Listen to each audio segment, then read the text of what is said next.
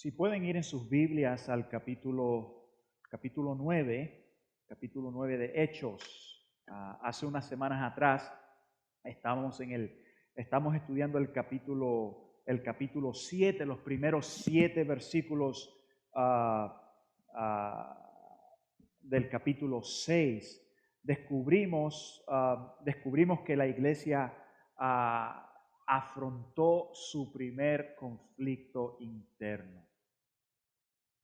Un conflicto que si se ignoraba podía llegar a ser totalmente desastroso para la iglesia. Sin embargo, los apóstoles se reunieron a toda la iglesia y conjunto con la iglesia establecieron un plan de acción que no solo convirtió el conflicto en oportunidad, sino que también impulsó a la iglesia a un mayor crecimiento.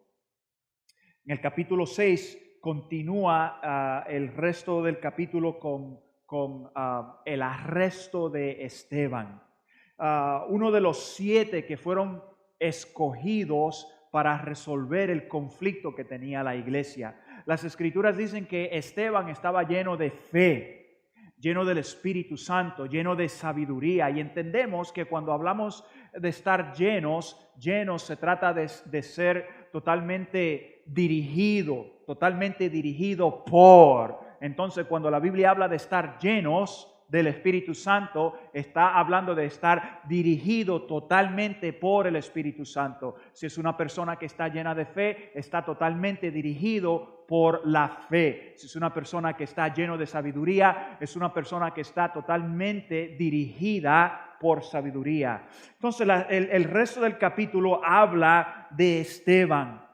Las Escrituras dicen que él,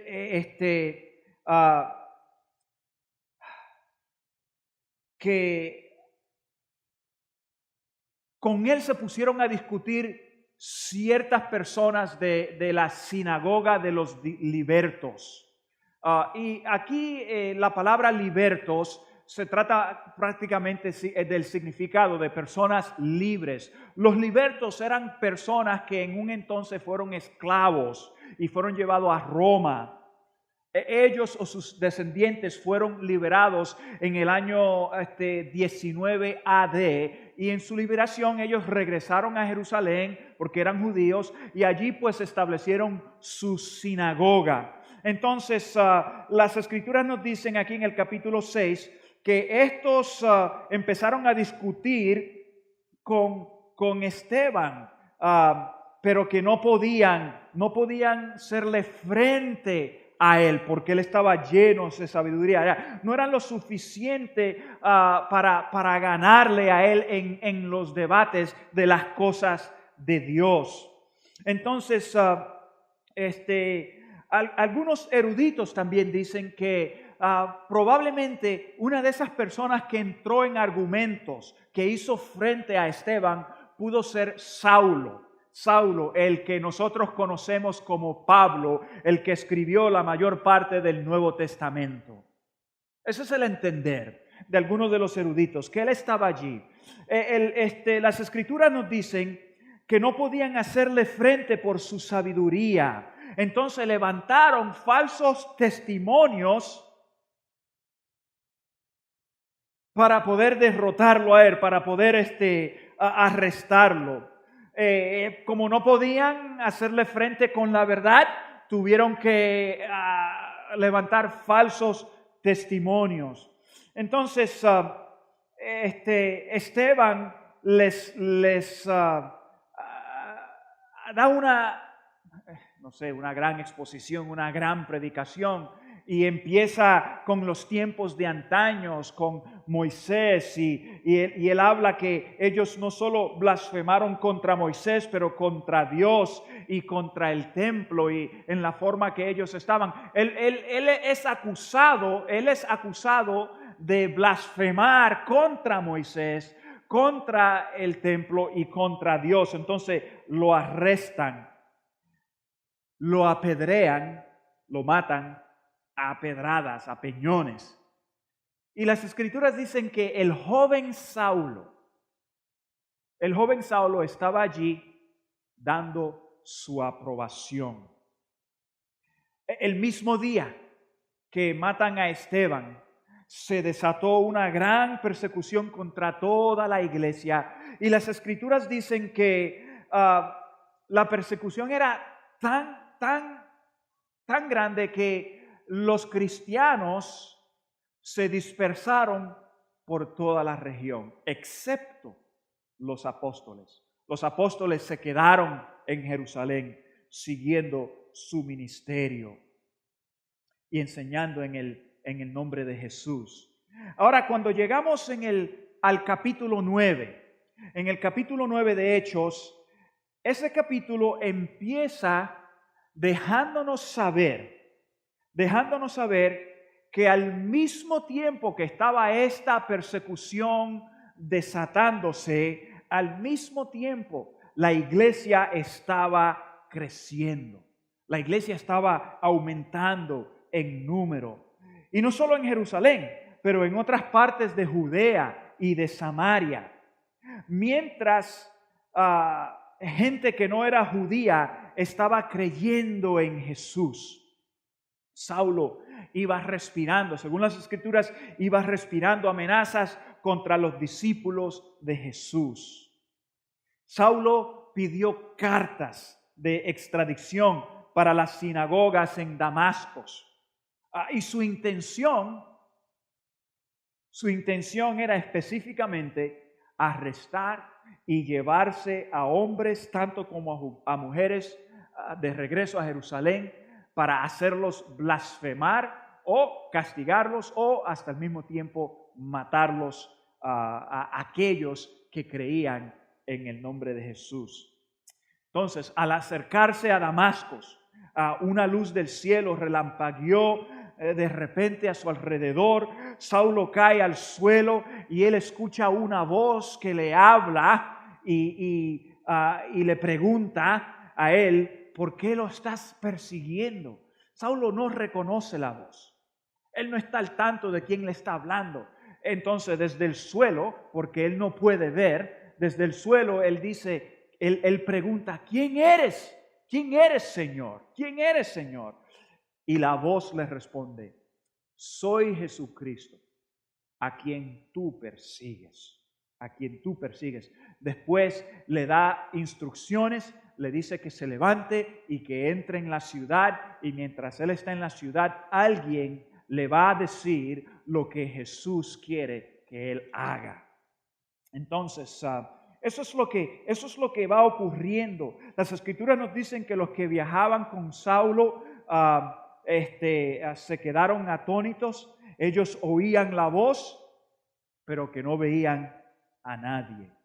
Entonces Saulo se levantó del cielo, pero cuando él se levantó se dio cuenta que se quedó ciego y tuvieron que llevarlo de la mano adentro de la ciudad en Damasco.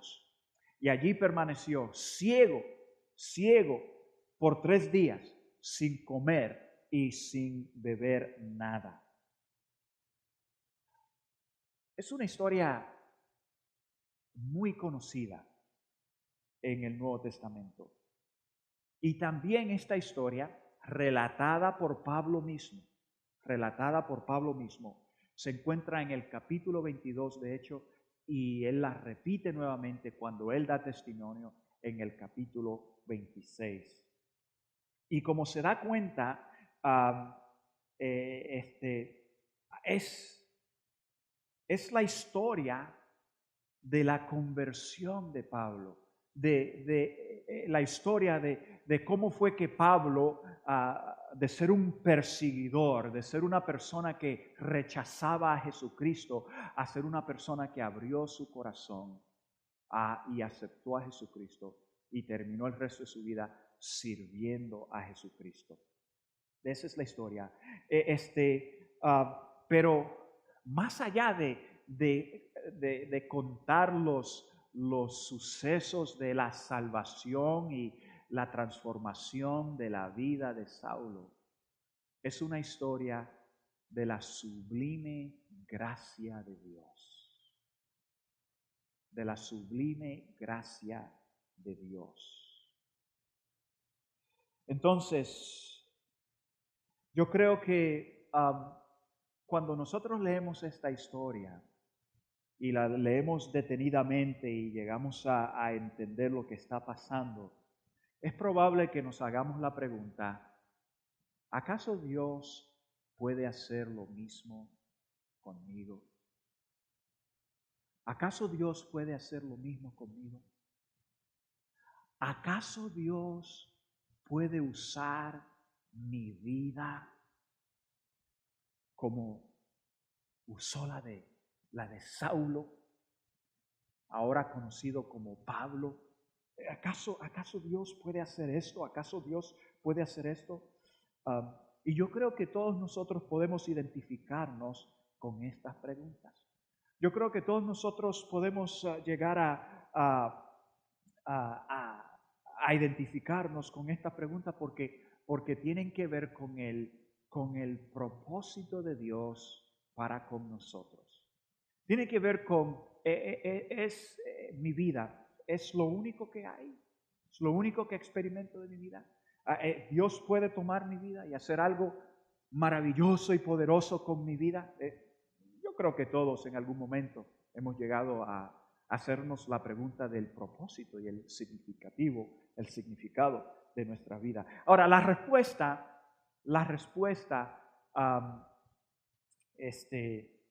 es obvia. La respuesta es sí. La respuesta es sí.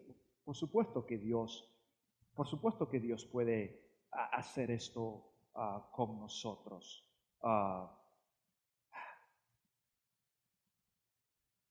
Pero, y es un gran pero, nuestra vida tiene que ser de Él. Nuestra vida tiene que ser de Él para que Él haga algo maravilloso y poderoso con ella. A la pregunta, ¿acaso Dios puede tomar mi vida y hacer lo mismo que hizo con Pablo? ¿Acaso Dios puede tomar mi vida y hacer algo usar mi vida? ¿Acaso Dios puede hacer esto? Y la respuesta es sí. Pero mi vida tiene que ser de Él para que Él haga algo maravilloso y poderoso con ella. Y es algo sencillo para nosotros entender porque nosotros podemos desear algún artículo, un teléfono, una computadora, lo que sea, un auto o algo así, pero para que ese artículo o esa cosa tenga buen uso en tus manos, para que esa cosa produzca en tus manos y esa cosa te dé servicio en tus manos y tú saques provecho de esa cosa, tiene que ser tuya primero. Y para que Dios haga algo poderoso y maravilloso en ti y a través de ti y contigo, tienes que primeramente ser de Él. Y esa es la realidad. Esa es la realidad. Entonces, yo quiero contestar la pregunta, ¿acaso Dios puede hacer lo mismo conmigo? ¿Puede hacer algo maravilloso y poderoso con mi vida? Quiero contestar esa pregunta, pero la quiero contestar haciendo algunas observaciones de la vida de Saulo. De la vida de Saulo, para que tú y yo podamos entrar en cuenta cómo es que Dios obra en nosotros y con nosotros y a través de nosotros. Entonces, la primera observación es esta. Los detalles de tu pasado no son obstáculos para Dios. Los detalles de tu pasado no son obstáculos para Dios. Mira lo que dice aquí en Hechos 9:1. Aquí dice, mientras tanto, Saulo, respirando aún amenazas de muerte contra los discípulos del Señor. Mientras tanto, Saulo, respirando aún amenazas de muerte contra los discípulos del Señor. Nosotros cuando pensamos en Pablo, cuyo nombre también es Saulo, pensamos en un gran personaje. Cuando pensamos en él, pensamos, wow, el apóstol San Pablo, ¿verdad? San Pablo, Saint Paul, el santo Pablo, San Pablo, ¿verdad? Pensamos en un gran personaje, en un gran misionero, en un gran evangelista, en un gran expositor. En eso pensamos, en estas gran personas. No lo vemos, nunca lo vemos a él, no lo vemos como lo describe el pasaje aquí. Respirando amenazas de muerte, dice las Escrituras, respirando amenazas de muerte, de acuerdo a su propio testimonio. Pablo no era un santo. Pablo no era un santo. Lo contrario, Pablo era culpable de hacer todo lo posible, escúchame bien, todo lo posible en su poder para acabar con los cristianos y borrar el nombre de Jesucristo. Esa era su intención. Borrar el nombre de Jesucristo en la tierra. En la tierra. Mira lo que dice Hechos capítulo 8, versículo 1. Ahí dice, y Saulo estaba allí aprobando la muerte de Esteban. Mira lo que dice Hechos capítulo 8, versículo 3. Saulo, por su parte, causaba estragos en la iglesia, entrando de casa en casa, arrastraba a hombres y mujeres y los metía en la cárcel. Mira lo que dice Hechos capítulo 22, versículo 4. Perseguí, Pablo está hablando aquí a primera voz, perseguí a muerte a los seguidores de este camino, arrestando y echando en la cárcel a hombres y mujeres por igual. Mira lo que dice Hechos capítulo 26, versículo 9 al 11. Yo mismo, dice Pablo, yo mismo estaba convencido de que debía hacer todo lo posible por combatir el nombre de Jesús de Nazaret. Eso es precisamente lo que hice en Jerusalén. Con la autoridad de los jefes de los sacerdotes, metí en la cárcel a muchos de los santos y cuando los mataban, yo manifestaba mi aprobación. Muchas veces anduve de sinagoga en sinagoga, castigándolos para obligarlos a blasfemar. Mi obsesión contra ellos me llevaba al extremo de perseguirlos, incluso en ciudades del extranjero. Este es Pablo. Mira lo que dice Primera de Timoteo, capítulo 1, versículo 13 al 14. Anteriormente yo era un blasfemo, un perseguidor y un insolente, pero Dios tuvo misericordia de mí porque yo era un incrédulo y actuaba con ignorancia, pero la gracia de nuestro Señor se derramó sobre mí con abundancia junto con la fe y el amor que hay en Cristo Jesús. Pablo aquí se describe como un asesino, como un rebelde contra Jesús. En cuanto a su religiosidad, Pablo era un hombre que muchos envidiaban. Pero por dentro, Pablo era tan malvado como el peor pecador del mundo. Ese era Pablo. Su corazón estaba lleno de odio hacia los cristianos, estaba lleno de odio hacia Jesús. Pablo se describe como asesino y rebelde contra Jesús.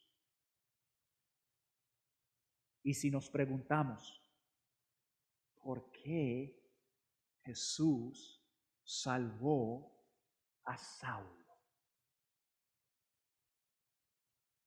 ¿Por qué Jesús salvó a Saulo? Yo me imagino que habrían diversas respuestas. La respuesta no sería porque era religioso. La respuesta, y te digo, no sería porque era religioso, porque la religión tiene que ver con mantener ritos y reglas humanas. Y Dios, según sabemos en el Antiguo y según sabemos en el Nuevo Testamento, Dios no está metido en ritos y en reglas humanas.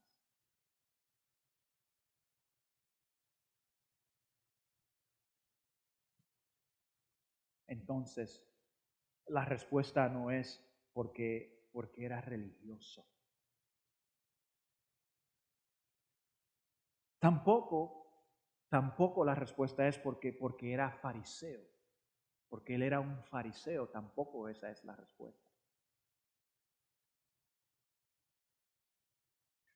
Tampoco porque aprobó la muerte de Esteban. Tampoco fue porque su deseo era destruir la iglesia y borrar el nombre de Jesús.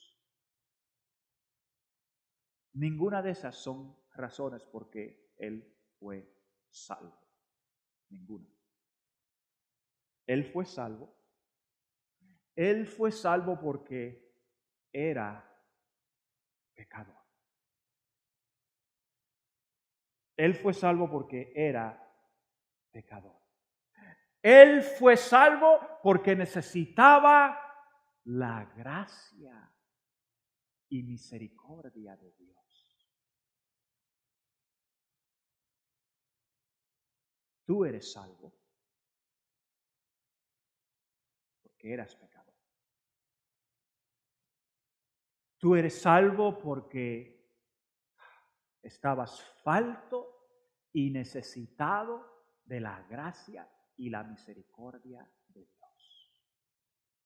No porque tú eres lindo, no porque tú eres alto, no porque tú tienes plata, no por tus problemas del pasado, no por tu pobreza, no por tu escasez, no porque se te hizo difícil, no porque fuiste abandonado por tus padres, no porque fuiste abusado cuando niño o niña. Tan terrible que esas cosas son. Fuiste salvo porque necesitabas la gracia y la misericordia de Dios, tanto como yo. Cuando la luz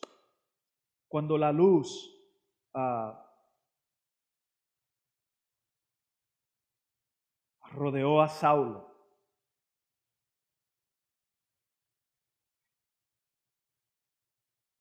en vez de cegarlo, lo pudo matar.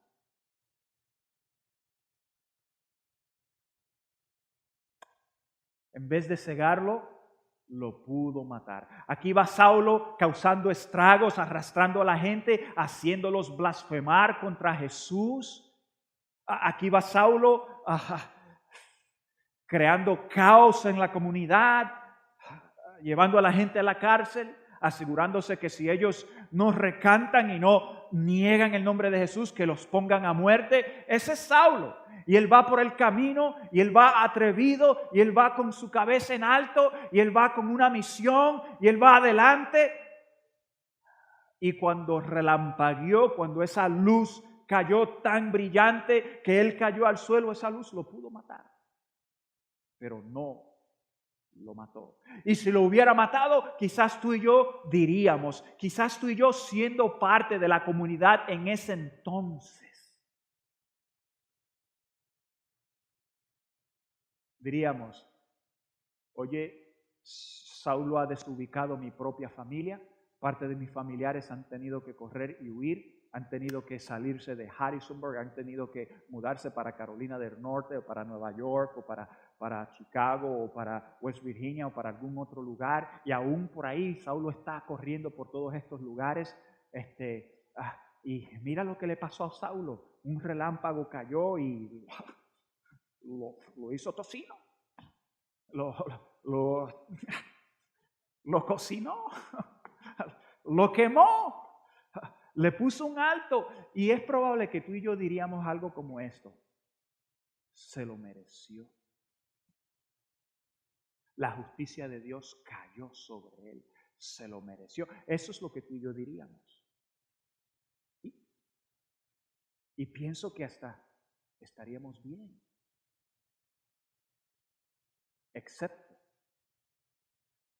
excepto que Dios le extendió su gracia y su misericordia porque era pecador. Y Dios te extiende a ti su gracia y me extiende a mí su gracia por los pecados de nuestras vidas, la malicia que existe en nosotros. Y Dios nos extiende gracia y misericordia. Y la realidad es que Dios vino al mundo, Dios envió a su Hijo al mundo, no para condenar al mundo, no para condenarlo y arrastrarlo. Y mira lo que dice las Escrituras, Segunda de Pedro, capítulo 3, versículo 9, dice: el Señor no tarda en cumplir su promesa, según entienden algunos la tardanza. Más bien, Él tiene paciencia con ustedes, porque no quiere que nadie perezca, sino que todos se arrepientan. Mira lo que dice Juan 3:18. Dios no envió a su Hijo al mundo para condenar al mundo, sino para salvarlo por medio de Él. El que cree en Él no es condenado, pero el que no cree en Él ya está condenado por no haber creído en el nombre del Hijo, el Hijo unigénito de Dios. Entonces, el pecado y la incredulidad nos condenan, pero Dios nos extiende su gracia para librarnos de toda condenación. Y el pasado de Saulo no fue obstáculo para la gracia de Dios, no fue obstáculo para que Dios usara su vida e hiciera algo maravilloso y algo poderoso con él. Y yo quiero, iglesia, que tú entiendas que los detalles de tu pasado,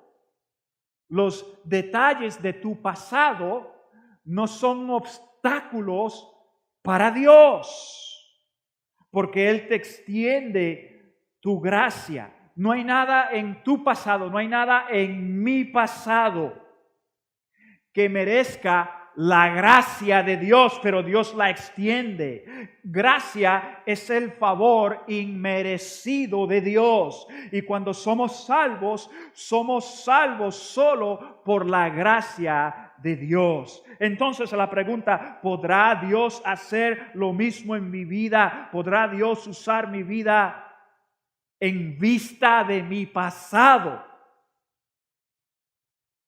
La respuesta es sí. Porque tu pasado no es obstáculo para Dios. Tu pasado no define lo que tú puedes ser en las manos de Dios. Pero primero tienes que ser de Él. Tienes que ser de Él primeramente. Tienes que ser de Dios. La segunda observación es esta.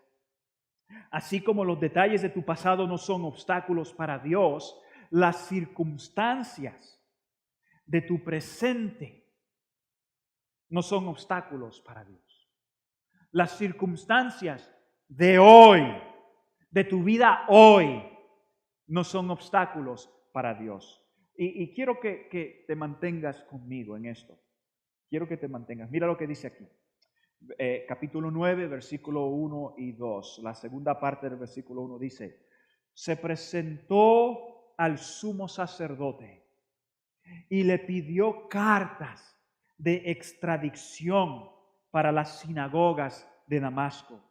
Tenía la intención de encontrar y llevarse presos a Jerusalén a todos los que pertenecían al camino, fueran hombres o mujeres. Ese día, cuando Saulo se levantó, él despertó esa mañana. Me imagino que él madrugó temprano, me imagino que se comió un desayuno, no sé lo que hizo, pero Saulo se levantó temprano y lo último, escúchame bien, lo último que él tenía en mente es tener un encuentro con Dios. Lo último que él tenía en mente era tener un encuentro con Jesucristo. Lo último que él tenía en mente era encontrarse con el Salvador del mundo. Es lo último que él tenía en mente. Lo contrario. Las circunstancias de su presente, su vida, todo lo que rodeaba su vida, la trayectoria de su vida, el rumbo de su vida, totalmente diferente. No tenía a Dios en mente, no tenía a Jesús en mente. Lo contrario, lo que él tenía en su corazón, lo que él tenía en su mente, era buscar a aquellos cristianos, arrastrarlos, sea quien sea, arrastrarlos, llevárselos presos, volverlos a Jerusalén para allí juzgarlos y si no negaban el nombre de Jesús, matarlos. Matarlos por blasfemar. Ese era su rumbo, esa era su trayectoria, eso era lo que él se levantó a hacer en ese día. Él no tenía la menor idea que Dios, Jesús, se iba a encontrar con él. Entonces, los detalles de tu vida en el día de hoy, los detalles que te rodean, es probable en un salón como este pueden ser diversos para cada uno de nosotros. ¿Cuáles son las circunstancias de tu presente en el día de hoy? ¿Cuáles son? Te aseguro que no son obstáculos para Dios. Es probable que tú estás aquí, pero tú no quieres estar aquí. Tú no te levantaste. Es probable que tú no te levantaste para venir hoy a la iglesia. Es probable que esa no fue tu intención. Es probable que alguien te invitó. Y tú por responder amablemente, por cumplir te dije que en alguna ocasión y estás aquí. Tu intención no fue esa. Es probable que esa no fue tu intención. Es probable que tu intención es hacer otra cosa. No puedes esperar hasta que se calle Samuel. Samuel, ¿cuándo vas a terminar para yo seguir con lo mío? Con lo que yo estaba planificando hacer en el día de hoy, pero fui interrumpido por un amigo, mi esposa, mi esposo, para yo poder llegar aquí. Pero caramba, lo que quiero es salir de este salón lo más rápido posible y hacer lo mío. Es probable. ¿Cuáles son las circunstancias de tu presente? Tu intención no era encontrarte con Jesús. Tu intención no era venir y adorar a Dios y darle gracias a Dios por lo grande y maravilloso que es. Es probable que las circunstancias de tu presente es que tú estás sin trabajo. Es probable que tienes una situación difícil en la casa donde hay discordia en el hogar y no hay una buena conexión o con tus hijos o con tu pareja. Y a la pregunta, ¿acaso Dios puede hacer lo mismo que hizo con Saulo? ¿Acaso Dios puede usar mi vida? Yo te digo sí, porque las circunstancias de tu presente no son obstáculos para Dios. Escúchame, la rebeldía de Saulo, cuando él se levantó ese día, él iba en rumbo haciendo algo que está totalmente contra la voluntad de Dios.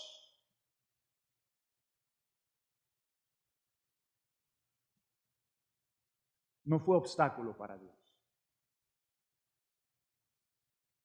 Y nosotros podemos estar aquí sentados. Nosotros podemos estar aquí sentados, rebeldes quizás, o quizás no rebeldes, pero puede ser que somos indiferentes a lo que estamos escuchando. Y yo te digo que las circunstancias de tu presente no son obstáculos para Dios. No lo son. Cuando yo fui salvo, yo no estaba buscando de Dios. Te voy a decir la verdad, mi interés no era Dios. No, yo no vine a la iglesia buscando de Dios como que si, oh Dios, yo te necesito y quiero que entres en mi vida hoy. No.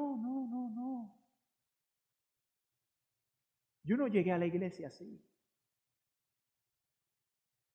Cuando yo llegué a la iglesia, Debbie y mis dos hijas, Amanda y Kylie, ya pequeñitas, fue después del nacimiento de Amanda, ella se vino aquí a los Estados Unidos, le pagué el pasaje para que se devolviera. Yo me encontré en casa como soltero.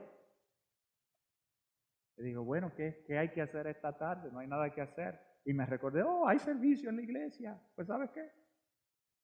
Déjame ir allá. Resulta que era tiempo, habían tiempo de una campaña de avivamiento. Y yo llegué ese día.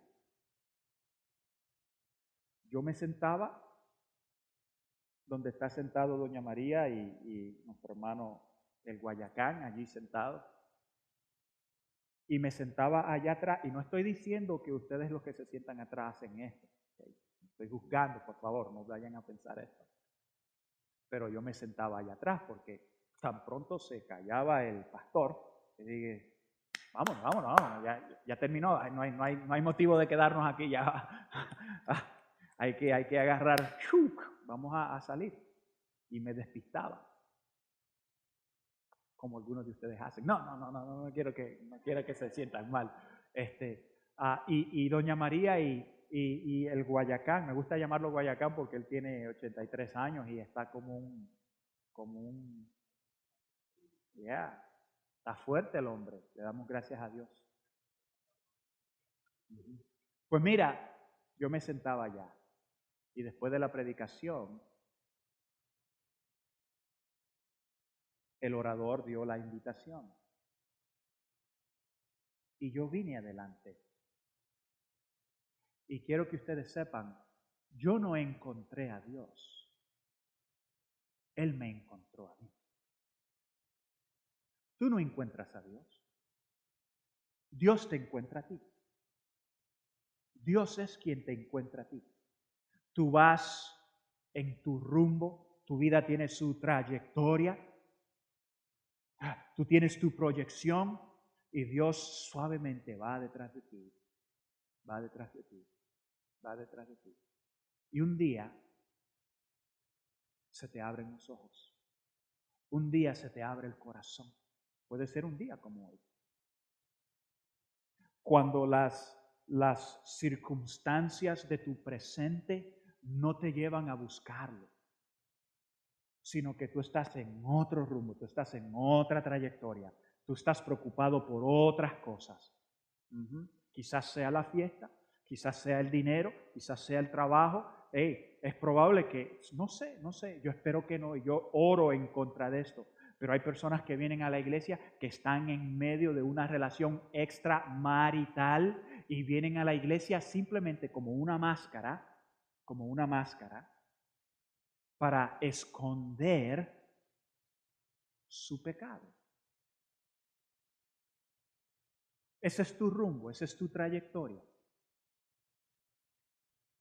Y quiero decirte que las circunstancias de tu presente no son obstáculos para Dios. Él puede abrir tu corazón, Él puede abrir tus ojos antes de que tú cometas un grave error. no son obstáculos. No son obstáculos. Entonces mi pregunta para ti es, ¿dónde estás hoy? ¿Por dónde andas hoy? ¿Cuál es la trayectoria de tu vida? ¿Cuál es el rumbo de tu vida? Él te llama. Él te llama por nombre. Te aseguro, cuando Saulo iba por ese camino y esa luz cayó, lo pudo matar, pero no lo mató porque Dios le extendió su gracia. Y Dios, Jesús, lo llamó por nombre. Saulo, Saulo, ¿quién eres, Señor? Y hoy es probable que Jesús esté llamando tu nombre, por nombre. Tú no lo llamas a Él, Él te llama a ti. Tú no lo encuentras a Él te encuentra a ti. Él te invita, Él te llama, Él te dice, oye, reconozco el rumbo de tu vida. Porque aquí en las Escrituras, Saulo iba en camino a Damasco para arrastrar a la gente. Y Jesús, cuando Jesús lo confronta, Jesús le dice, soy yo, Jesús, el que tú persigues. Tú me estás persiguiendo, Saulo. Tú me estás haciendo daño, Saulo. Tú le estás haciendo daño a los hijos míos, a los que creen en mí. Tú quieres borrar mi nombre. Tú no crees en mí, Saulo. Y Jesús lo confronta. Jesús confronta su pecado. Jesús le dice, tú andas por este rumbo. Tú vas mal, Saulo. Y cuando Jesús nos llama, a menudo en las circunstancias de nuestro presente, Él nos dice, oye, Samuel, ¿dónde estás? ¿Qué estás haciendo? Mira lo que estás haciendo. O es probable que Él te esté diciendo, oye, Juan, oye, María, oye, José, oye, Esteban, oye, Andrés, oye, Elizabeth, oye, mira, y te llama por nombre y Él te dice, yo sé que estás sin trabajo. Yo sé que te falta esto.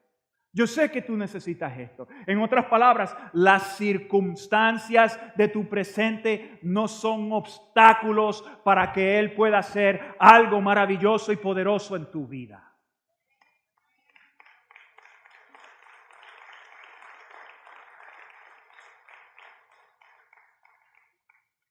La tercera observación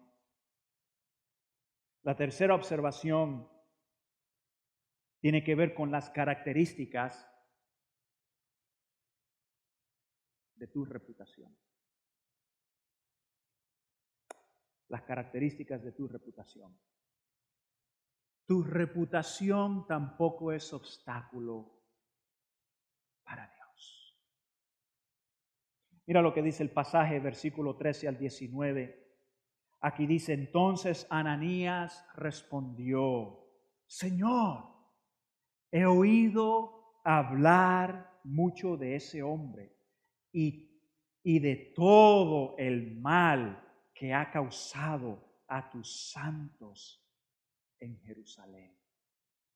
Y ahora lo tenemos aquí, autorizado por los jefes de los sacerdotes para llevarse preso a todos los que invocan tu nombre. Ve, insistió el Señor, porque ese hombre es mi instrumento escogido para dar a conocer mi nombre tanto en las naciones y a sus reyes como al pueblo de Israel. Pablo llegó a tener una mala reputación. Él llegó a tener una mala reputación entre todos los cristianos. Entre todos los cristianos. Era temido por ellos. Incluso su conversión, cuando él aceptó a Jesucristo, su conversión fue vista con sospechas. Con sospechas. No puedo creer que... no creo, no. Saulo, el que ha causado tantos estragos en la iglesia, el que ha ido de ciudad en ciudad arrastrando a la gente, encarcelándolo, al que ha aprobado la muerte de tanta gente. Saulo aceptó a Jesucristo. no lo creo, no lo creo, no lo creo. Y si es verdad, me va a costar tiempo para creerlo. ¿Por qué? Porque uno no cambia de la noche a la mañana. Es lo que decimos nosotros. Porque uno no cambia, no, yo no lo creo, no lo creo. No creo que Saulo, aquel mismo, el que estuvo allí cuando Esteban, el que fue de ciudad, es ese mismo, fue. Y aquí Ananías está dialogando con Jesús. Y Jesús le está diciendo, oh, Saulo, el mismo Saulo, Señor, ese hombre es peligroso. Y yo soy creyente, Jesús. Y si yo voy, me va a llevar a mí también. A mí también me va a llevar. A mí también me va a hacer caer. A mí también probable me vaya a apedrear. Saulo. Las Escrituras dicen que Jesús insistió. Es lo que dice el pasaje. Y sabemos que hubo un intercambio con Ananías y con Jesús. Como que Ananías no quiso, pero estaba dispuesto a hacer la voluntad de Dios, a responderle a lo que Jesús le estaba pidiendo, pero al mismo tiempo él está poniendo no son excusas, son sus evidencias. Él está exponiendo sus evidencias. Mira, este hombre es así, es así, es así, es así. Y es el mismo y tú quieres que yo vaya. Pero ¿cómo es posible que tú quieres que yo vaya? Si es un hombre peligroso y él está combatiendo personas como yo, ¿cómo es posible? Y las Escrituras dice esto, que Jesús le dijo, ve, insistió Jesús. Ve, insistió Jesús. Ahora, ya que establecimos que Pablo tiene una mala reputación, su reputación no fue obstáculo para Dios. Y es probable que aquí nosotros estemos sentados y nosotros probable, yo creo que sí, nosotros hemos tenido una reputación. Miramos hacia atrás y es probable que nosotros decimos, si la gente supiera como yo era. Y tapamos, ¿verdad? O es probable que tú estás aquí y tú estés pensando a la pregunta, ¿acaso Dios puede hacer lo mismo conmigo que hizo con Saulo? En vista de mi reputación, en vista de yo ser criticón, en vista de yo ser iracundo, en vista de yo ser mujeriego, en vista de, vamos, tú puedes hacer la lista, ¿sí? En vista de yo ser mentiroso para sacarme con la mía. En vista de, y tú, sí, tú puedes hacer la lista. En vista de todas estas cosas, ¿acaso Dios puede? ¿Acaso Dios puede? En vista de mi vergüenza, en vista de mi pena, en vista de... Y haz la lista. Según las Escrituras, sí. Porque tu reputación no es obstáculo para Dios. No es obstáculo para Dios. Ahora, he dicho esas tres cosas. Los detalles de tu pasado, las circunstancias de tu presente y las características de tu reputación no son obstáculos para Dios. Eso no significa que Dios nos deja así. El hecho de que no son obstáculos es esto. No son grandes para Dios. No son abrumador para Dios. No están fuera del alcance de su poder. No van más allá de lo que Dios puede hacer por ti. y por mí. ¿Me explico? Primero, tienes que ser de Él. Primero tienes que ser de Él para que Él haga algo maravilloso y poderoso contigo.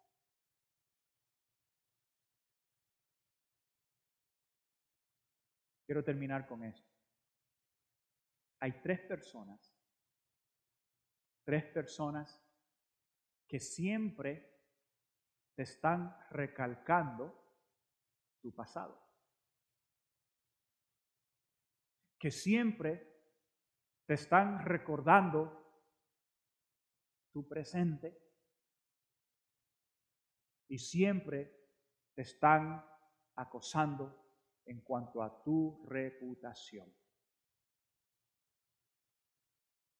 La primera persona eres tú. Tú mismo te hablas. Tú mismo te dices, oh, mira lo que yo he hecho. Mira mi pasado. Mira mis faltas. Mira mí. Dios no puede usar eso. Dios no puede transformar eso. Dios no puede lavar eso. Y me siento tan culpable. Sobre mi pasado. Es probable, pero esa es la primera persona. Es la primera persona que te dice, mira tu presente. Tú andas con una máscara. Todo el tiempo. Pretendes. O es probable que te dice, pero mira cómo tú eres ahora. Mira en el rumbo, mira la trayectoria de tu vida hoy. Tú mismo. Tú estás consciente de esto. Tú estás consciente de tu reputación. Mira tu reputación, mira lo que tu esposa ni te cree a ti porque nunca cumples con lo que dices que vas a hacer. Ouch. Estoy hablando de reputación. Bueno. O sea, la primera persona que mantiene querella contra nosotros somos nosotros. Pero hay una segunda persona. La segunda persona, a veces, nuestros amigos. Oh, sí, nuestros amigos conocen nuestro pasado. Aquella persona con que tú andabas de parranda, o de bebidas, o de, hey, nos fumamos un tabaquito es una marihuana o algo así, ¿verdad? O nos soplábamos algo por la nariz. Aquellos que te conocen, que tú has tenido relación con ellos, te conocen tu pasado, conocen tu presente y conocen tu reputación. Okay. Esa es la segunda persona que te acosa, que te hace recordar. Y la tercera persona es el diablo. Y el diablo, las Escrituras dicen que está presente delante del Señor, echando acusaciones contra los santos. Y si Dios te va a elegir, el diablo va a estar allí a su lado y va a decir, ¿cómo es posible que tú vayas a elegir a esa persona? ¿Cómo es posible que tú vayas a escoger a esa persona? ¿Acaso Dios tú no conoces su pasado? ¿Acaso Dios tú no conoces su presente, su trayectoria del presente? Y mira cómo está actuando hoy, míralo.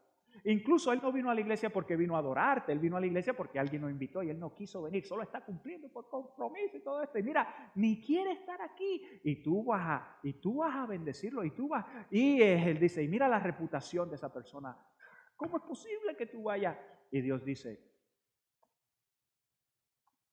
es precisamente por eso que yo le doy mi gracia y misericordia. Ninguna de esas cosas son obstáculos para mí. Ninguna de esas cosas. Incluso eso es buenas noticias. Ahora, quiero terminar con esto. Yo no sé dónde tú estás, pero la gracia de Dios no condena.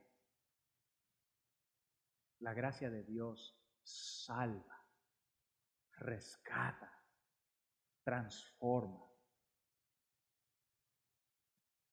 y nos da vida nueva.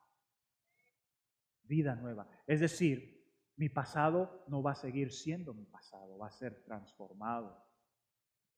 Mi presente no va a seguir siendo mi presente, va a ser transformado. Mi reputación, cuán mala que sea, no va a ser mi reputación, porque va a ser transformada. Y Dios nos llama, Dios nos da una invitación a recibirlo, a aceptarlo, a entregarnos, a ser suyo. A ser suyo. Mi pregunta para ti es esta. ¿Has abierto tu corazón? ¿Tu vida? ¿Has aceptado a Jesucristo como tu Salvador? Entonces te invito en esta mañana, te invito a darle tu vida. Dios puede hacer algo maravilloso y poderoso contigo y conmigo, pero,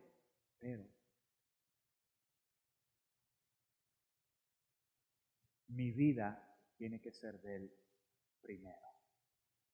Tu vida tiene que ser de Él primero, para que Él haga algo maravilloso y poderoso contigo. Con Dios no hay obstáculos. No hay obstáculos. Mientras el pastor Ociel esté tocando ahí, yo los voy a invitar. Y es específicamente para decirle a Dios, mi vida es tuya.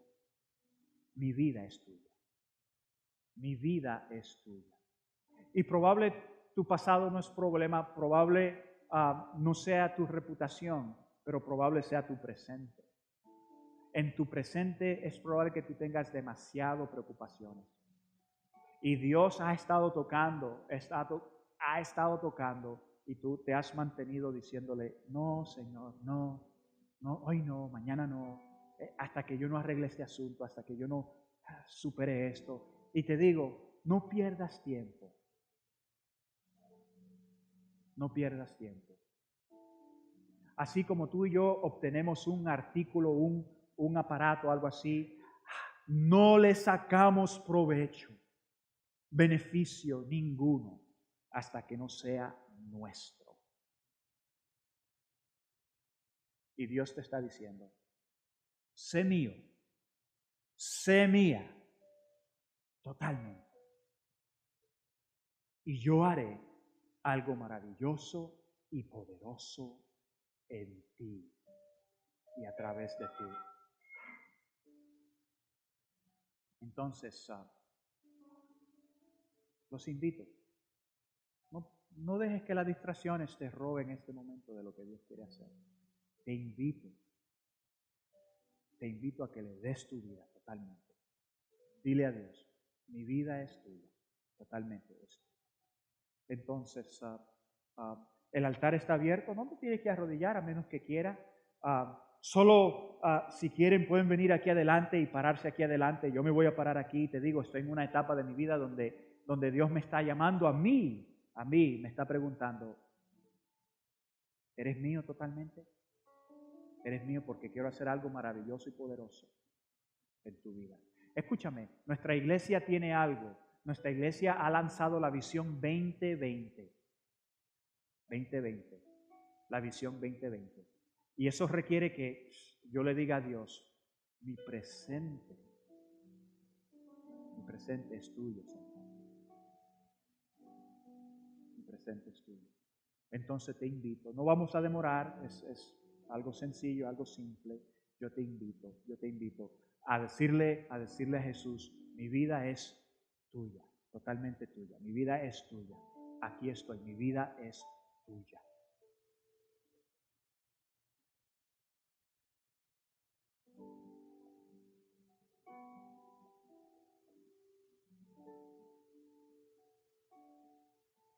Oh, mi Dios. Oh, mi Dios.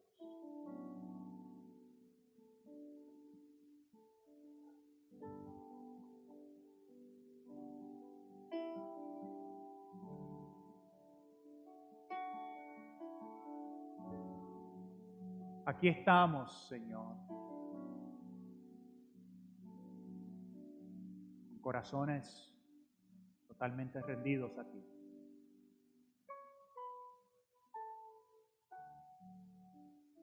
Y en esta mañana reconocemos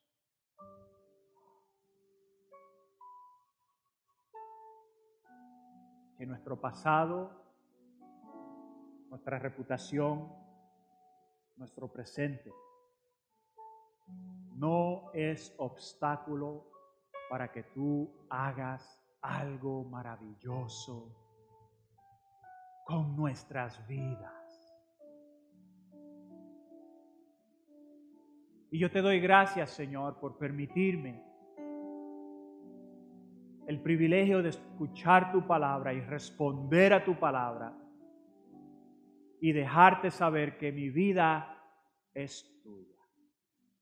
Totalmente la dispongo y la entrego en tus manos. Y te pido que hagas algo maravilloso y poderoso con ella.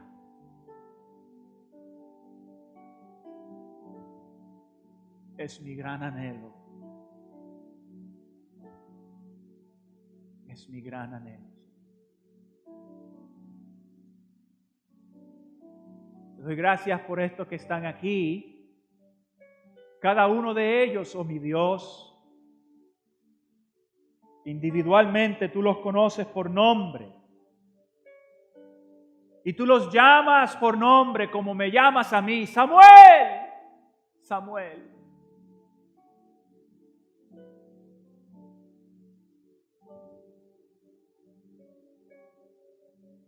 Y ellos están aquí adelante. Y ellos disponen de sus vidas, oh mi Dios. Cada uno de ellos, tú, mi Dios, vas a extender tu gracia y tu misericordia y la vas a derramar sobre sus vidas de tal manera que las vas a levantar y las vas a transformar